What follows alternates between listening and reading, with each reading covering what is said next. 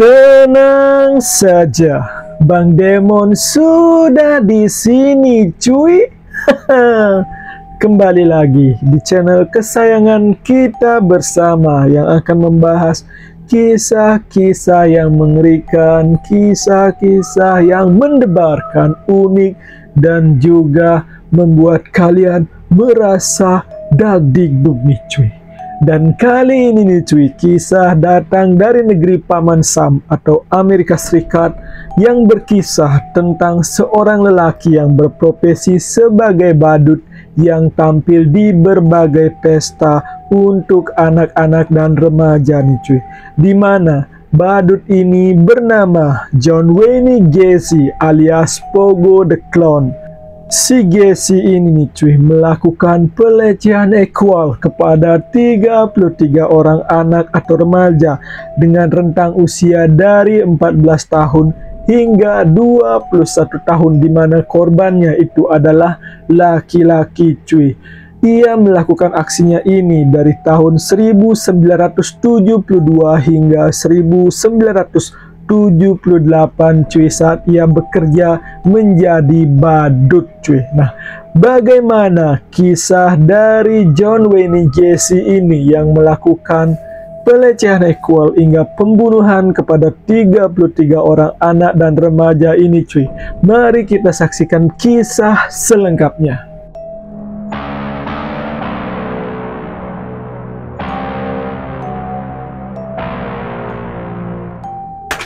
Kita mulai dengan sosok dari John Wayne Gacy ini cuy, dimana Gacy merupakan seorang pria yang lahir di Chicago, Illinois, Amerika Serikat pada tanggal 17 Maret tahun 1942 cuy, dimana ia merupakan anak kedua dari 3 bersaudara dengan ayahnya bernama John Wayne Gacy dan ibunya bernama Marion Elaine cuy. Ayahnya merupakan seorang pemabuk dan ia suka sekali melakukan kekerasan fisik kepada istri dan anak-anaknya cuy. Bahkan nih cuy, si Gacy sendiri sering dipukul oleh ayahnya dengan menggunakan sabuk kulit untuk masalah-masalah kecil yang ia perbuat cuy. Dan selain itu juga nih cuy, si Gacy ini juga sering diolok-olok dan diejek oleh ayahnya sendiri dengan sebutan banci, bodoh, dan juga anak mama cuy. Dan ayahnya ini benar-benar ayah biadab lah cuy. Selain itu nih cuy, Gacy di masa kecilnya itu sering mendapatkan kekerasan dan bahkan pada usia 11 tahun ia dipukul di dahinya menggunakan kursi lipat cuy. Dan pukulan ini kemudian menimbulkan gumpalan darah di otaknya. Akan tetapi hal itu baru diketahui ketika ia berusia 16 tahun cuy. Di saat itu ia sering pingsan dah cuy. Akan tetapi nih cuy, ayah brengseknya itu menduga jika Gacy ini ingin memperoleh simpati dengan cara pingsan-pingsannya itu terus cuy. Dan ia juga menuduh Gacy hanya berpura-pura pingsan nih cuy. Dan akhirnya dalam sebuah pemeriksaan nih, Gacy pun dinyatakan memiliki gumpalan darah di otaknya. Dan ia harus mendapat resep oleh dokter untuk mendapatkan obat pelarut darah beku tersebut cuy. Kemudian nih cuy, akhirnya Gacy pun menikah dengan seorang perempuan dan pada tahun 1966 Gacy menerima tawaran dari ayah mertuanya untuk mengelola 3 restoran KFC di kawasan Waterloo nih cuy. Dan tawaran itu sangat menggiurkan Gacy karena ia akan menerima $15.000 per tahun dan ditambah dengan pembagian keuntungan dari restoran tersebut nih cuy. Dan setelah menyelesaikan pendidikan manajemennya, Gacy pun kemudian menerima tawaran itu dengan pindah ke Waterloo bersama istrinya dan mengelola restoran tersebut cuy. Dan dari Waterloo tersebut Gacy bergabung dengan cabang KFC Jaycees hingga akhirnya Gacy pun bisa mendapatkan jabatan sebagai dewan direksi di Waterloo Jaycees ini cuy. Dalam perjalanannya kemudian nih cuy, dari pernikahan dengan istrinya tersebut Gacy melahirkan 2 orang anak yakni seorang putra yang bernama Michael yang lahir pada bulan Februari tahun 1966 cuy. Kemudian anak keduanya lahir yang merupakan seorang putri dan diberi nama Christine yang lahir pada bulan Maret tahun 1967 atau setahun setelah kelahiran anak pertamanya cuy. Jessie sendiri kemudian menggambarkan periode hidupnya saat itu sebagai sesuatu yang sempurna cuy, karena pada suatu kesempatan di bulan Juli tahun 1966 orang tua Jessie kemudian mengunjungi dirinya di Iowa, di mana ayahnya meminta maaf secara pribadi kepada putranya tersebut atas pelecehan fisik dan emosional yang dilakukannya selama ia kecil, dan ia menganggap bahwa dirinya telah salah menilai putranya dan mengejeknya sebagai bodoh, banci, ataupun anak mama, karena buktinya kehidupannya berubah dan menjadi baik saat ia mengelola 3 restoran tersebut nih cuy. Akan tetapi nih cuy, di balik gemerlap kesuksesan dari si Jessie ini mengelola restoran atau KFC tersebut, ada sisi kehidupan gelap di Jessie yang tidak terlihat sebelumnya di kawasan Waterloo, yaitu tentang kegiatan swinger atau saling bertukar istri, pelacuran, pornografi, dan juga penggunaan narkotika nih cuy. Dan diketahui juga si Jessie ini membuka sebuah klub di ruang bawah tanahnya dan mengizinkan karyawannya untuk meminum alkohol dan bermain biliar di sana. Dan ternyata klub tersebut adalah jebakan nih cuy yang dibuat oleh Jessie untuk mencari mangsa dari karyawan-karyawannya tersebut, di mana saat karyawannya datang ke klub tersebut, ia dicekoki dengan minuman keras sehingga karyawannya tersebut mabuk berat, dan akhirnya Jessie pun melakukan pelecehan seksual kepada karyawannya tersebut. Dan jika karyawannya itu menolak, ia akan mengatakan bahwa ia hanya bercanda atau hanya ingin mengetes moral karyawannya saja cuy. Melakukan alibi-alibi yang ya brengsek nih si Jessie nih. Pada tahun 1967 nih cuy, si Jessie mulai melakukan pelecehan terhadap karyawan laki-laki remaja dari restoran yang ia kelola tersebut nih cuy. Dan kemudian nih cuy, Jessie tak hanya membuka sebuah klub di restorannya, akan tetapi juga membukanya di lantai dasar rumahnya, di mana ia akan mengundang para karyawan lelakinya untuk datang meminum alkohol sebelum ia mengeksekusinya cuy. Dan akhirnya nih pada bulan Maret tahun 1968, 2 anak laki-laki menuduhnya melakukan penyerangan seksual kepada mereka, dan si Jessie mengaku tidak bersalah. Akan tetapi pada bulan Agustus tahun yang sama, ia membayar pemuda lain untuk menyerang 2 orang yang menuduhnya melakukan serangan seksual tersebut nih cuy. Karena melakukan penyerangan, pemuda bayaran tersebut nih cuy kemudian ditangkap oleh polisi, dan pemuda itu mengaku jika ia melakukan kegiatan penyerangan itu atas perintah dari Jessie, dan kemudian Jessie pun ditangkap polisi cuy. Dan akhirnya pada tanggal 3 Desember tahun 1968, Jessie ini didakwa atas perbuatan sodomi dan dijatuhi hukuman selama 10 tahun di lembaga pemasyarakatan negara bagian Iowa nih cuy.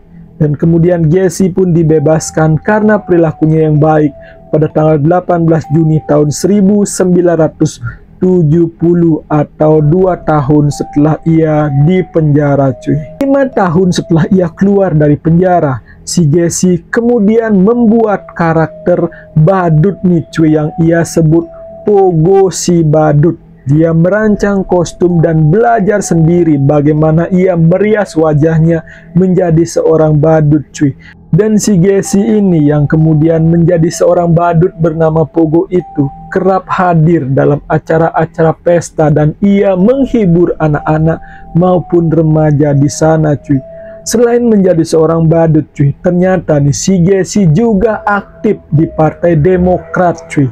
Bahkan karena keaktifannya di partai ini cuy, pada tanggal 6 Mei tahun 1978, ia berkesempatan berfoto dengan ibu negara saat itu, yakni Rosalind Carter atau istri dari Jimmy Carter, Presiden Amerika Serikat pada tahun 1977 hingga 1981 cuy. Dan dalam foto tersebut, Rosalind Carter berpose dengan Gacy yang mengenakan pin berlambang S yang membuktikan bahwa si Gacy telah menerima izin khusus dari United States Secret Service cuy. Foto tersebut bahkan juga ditandatangani oleh Rosalind Carter dengan ucapan "To John Gacy, best wishes, Rosalind Carter." Dan hal ini kemudian membuat malu United States Secret Service ketika mengetahui jika Gacy terbukti melakukan pembunuhan dan pelecehan seksual cuy.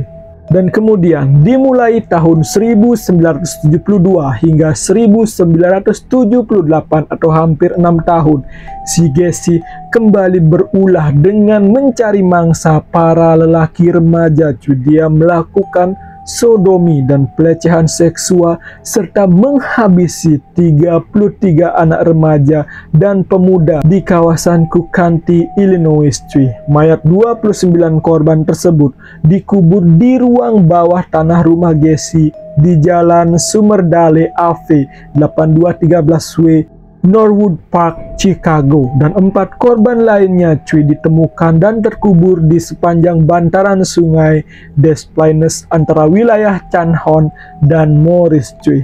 Dan kebejatan dari Gacy ini kemudian mulai terbongkar setelah kasus hilang dan terbunuhnya seorang remaja berusia 15 tahun bernama Robert Pierce di Des Plaines pada 11 Desember tahun 1978 cuy.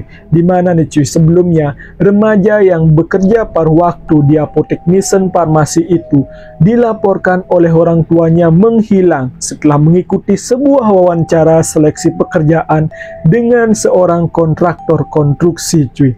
Karena anaknya tak pulang seharian, orang tua Robert kemudian melapor ke kantor polisi di Des Plaines dan polisi melakukan serangkaian penyelidikan dengan mendatangi gerai apotek tersebut. Dan pemiliknya mengaku jika kontraktor konstruksi yang disebut menawarkan pekerjaan tersebut adalah Gacy cuy. Dan mendapat informasi tersebut, polisi pun langsung mendatangi Gacy.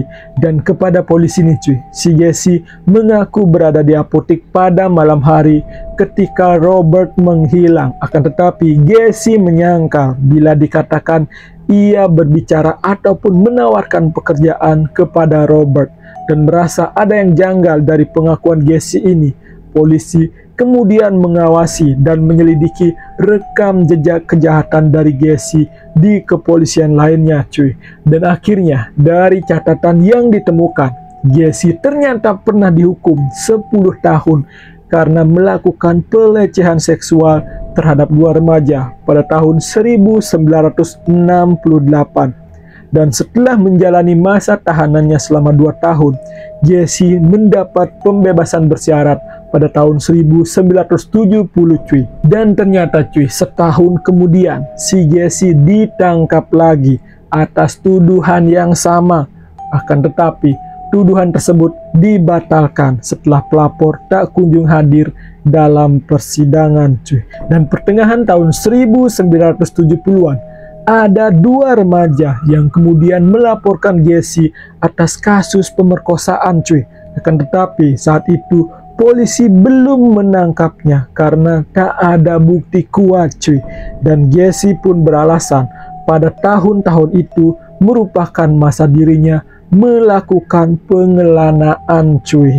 Beranjak dari catatan tersebut nih, akhirnya Letnan Joe Kosenchak dari kepolisian Des Plaines membawa surat perintah penggeledahan rumah Gacy tak jauh dari Bandara Internasional O'Hare, Chicago pada 13 Desember tahun 1978. Akan tetapi nih cuy, si Gacy protes atas penggeledahan tersebut dan upaya polisi pun gagal. Dan baru pada tanggal 19 Desember tahun 1978, Gacy mengundang 2 polisi ke rumahnya untuk sarapan pagi cuy. Oh, dia mengundang polisi cuy, dan kesempatan itu pun digunakan oleh kedua polisi tersebut untuk melakukan penyelidikan cuy. Dan begitu mereka masuk, polisi itu mencium bau busuk cuy, dan polisi belum bisa melakukan tindakan, akan tetapi terus mengawasi gerak-gerik Jesse. Dan 2 hari kemudian polisi mendapatkan informasi bahwa Jesse menyerahkan paket berisi ganja kepada petugas pom bensin cuy. Dan si Jesse pun akhirnya ditangkap atas kepemilikan ganja tersebut dan dibawa ke markas polisi Des Plaines untuk diinterogasi cuy. Dan dalam interogasi itu cuy berlangsung berjam-jam hingga si Jesse ini merasa kelelahan. Dan akhirnya nih cuy, pada tanggal 22 Desember tahun 1978, Jesse pun mengakui telah membunuh 32 orang pria muda dan anak laki-laki setelah terlebih dahulu melakukan hubungan seksual kepada mereka cuy.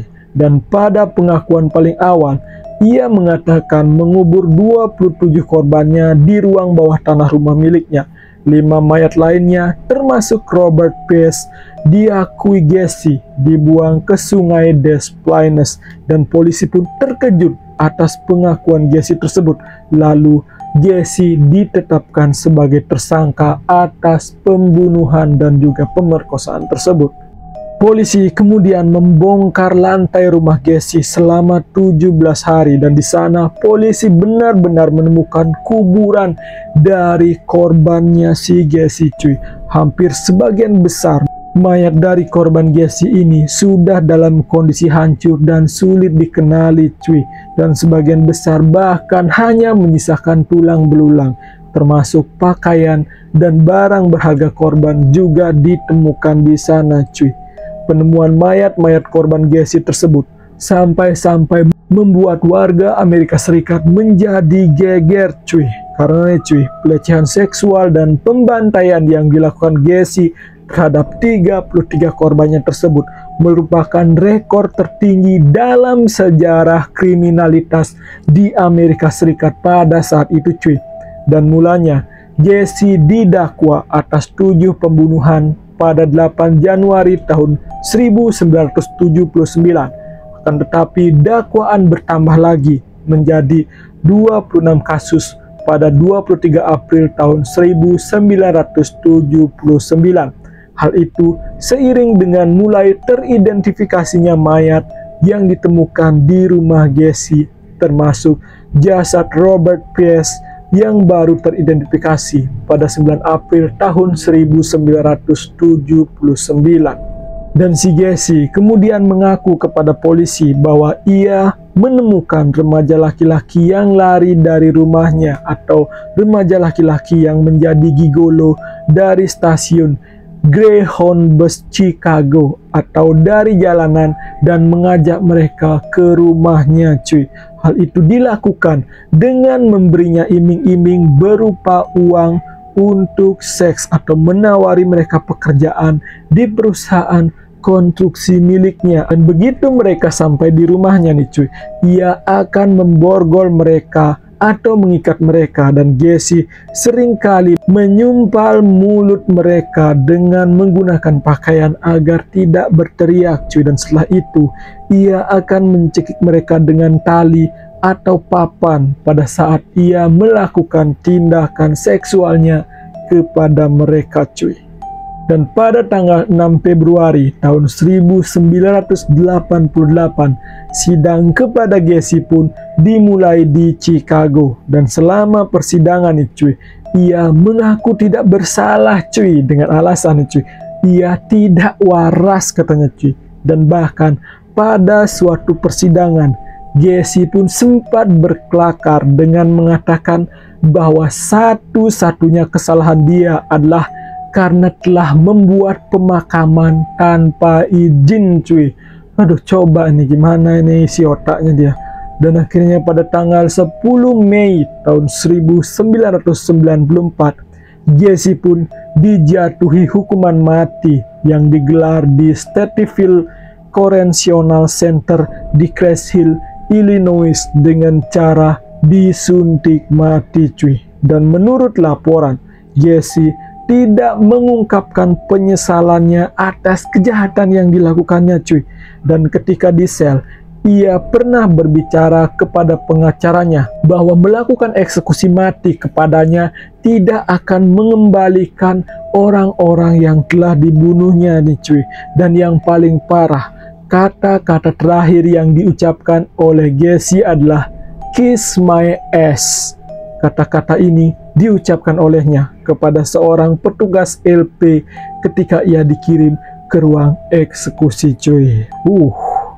Itulah cuy, kisah tentang seorang pembunuh berantai dan juga seorang pemerkosa, seorang pedofil yang bernama John Wayne Gacy atau Pogo the Clown, yang bekerja sebagai seorang badut untuk menjebak anak-anak agar bisa menjadi korbannya, cuy. Dan jangan lupa untuk tetap saksikan channel Bang Demon dengan mendukungnya juga dengan cara subscribe, berkomentar, membagikannya kepada teman terdekat agar banyak penontonnya, cuy. Demikian pembahasan kali ini, sampai jumpa.